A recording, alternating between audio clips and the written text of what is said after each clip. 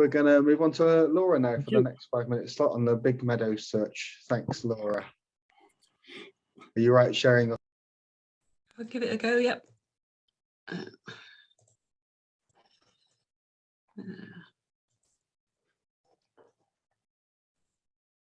Okay, can you see that okay? Yes, that's great. Brilliant. So, morning everybody. Thank you for the opportunity to share the Big Meadow Search project with you, which is something that we launched last year from the Carmarthenshire Meadows group. We were talking amongst the steering group about various ways of looking at our meadows and how to monitor them. And we decided that rather than sort of pursuing a quadrat-based survey method, that we try and look at a broad range of species that we've found on our land. So we set about putting together a Big Meadow Search project, and alongside that a species list. So this was made up of the NPMS lowland grassland indicator species list, and we also had help from Richard Price, our county plant recorder, and he suggested some additional meadow axiophyte species which would be interesting to add. And we also allowed people to add on extra species that they found along the way. We plan to run the project just in 2 separate weeks, the first in the Wales Nature Week and the second to coincide with the National Meadows Day. As time progressed, we sort of thought we were missing a trick, and rather than just having this project running within a small group of Carmarthenshire Meadows owners, we thought, well, why not ask everybody in the UK that were interested to follow us? So we opened the doors to anybody to take part, and also to include other forms of grassland. And as interest was building, as time was going along, we also allowed the search period to extend until the end of July. We used Twitter and Facebook to highlight the project, and we pinpointed various free online identification resources for people to use. We picked 90 of our species lists to try and focus on.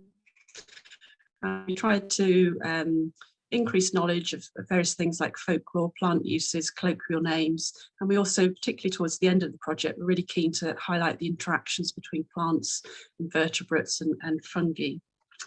So this just shows just a couple of examples of our Twitter posts that we put out over the summer period. So as you can see, we picked a species, highlighted a few of the identification features, and then also tried to highlight a few of the particularly moth and butterfly species that were associated with them. Prior to this project, I have to say I hadn't interacted with Twitter before, but I was pleasantly surprised at how far and wide some of the messages could reach. I just took this simple picture of meadowsweet in the autumn. I for one hadn't looked closely at what meadowsweet looked like. As you can see, it reached nearly 12,000 people at over 5 continents. These are just some of the other types of pictures that we were using to highlight interactions of plants and other species. So we had some informal feedback as we were going along through social media and some events that we attended. And we also sent around a survey to people who had taken part, just to see how people were getting on and what they thought of what we were doing. And the themes that sort of came back were that people were becoming far more aware of grasslands, not just typical hay meadows, but also simple things like road verges, churchyards, amenities, sports grounds that had been left wild, and things like woodland rides. People were understanding and appreciating how important grasslands were, and there seemed to be a lot of interest in interactions between plants and invertebrates. And obviously our first aim when we set out was data collection, but actually the other aims overall I think are much more important. So I've only got preliminary data so far, but we had 76 locations that were searched over 14 counties. We had a total of 327 species and 2,500 records were submitted. Of the 98 lowland grassland positive and negative indicator species, 81 of those were found across the 76 sites, and 45 of these suggested species from the county recorder were found from the 62 recommended. This just shows you the distribution of the search sites. You can see it stretches up to Newcastle, but obviously the majority of sites in our first year were around Carmarthenshire and West Wales. And if we just hone in on the Welsh sites that were searched, the green lines on this map just outline the 4 lurks. And if we just look at Soubrette, you can see that there are a couple of search sites that were towards the Swansea area. And then we had a cluster towards Monmouthshire as we were liaising with the Monmouthshire Meadows group. So lessons learned from our project. There was a very nice surprise that a lot of beginners wanted to get involved. The data collection tool that we designed was not very user-friendly and definitely not very analyst-friendly, so we definitely need to improve that going forward.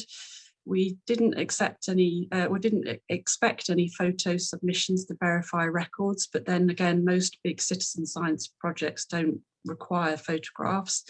And there was definitely a bit of a phobia around identifying grasses and sedges. So for this year and beyond, we're running the project again. We haven't confirmed our dates yet, but we will be reviewing the species list. We're trying to put the word out far and wide to get more people involved. We potentially will highlight some of the species that are harder to identify to improve the accuracy of the records. And if possible, we'd like to develop a BMS website. So thank you for the opportunity to tell you about the project to date. If you would like to get involved or learn more, then please email me and take a look at our Facebook and Twitter accounts.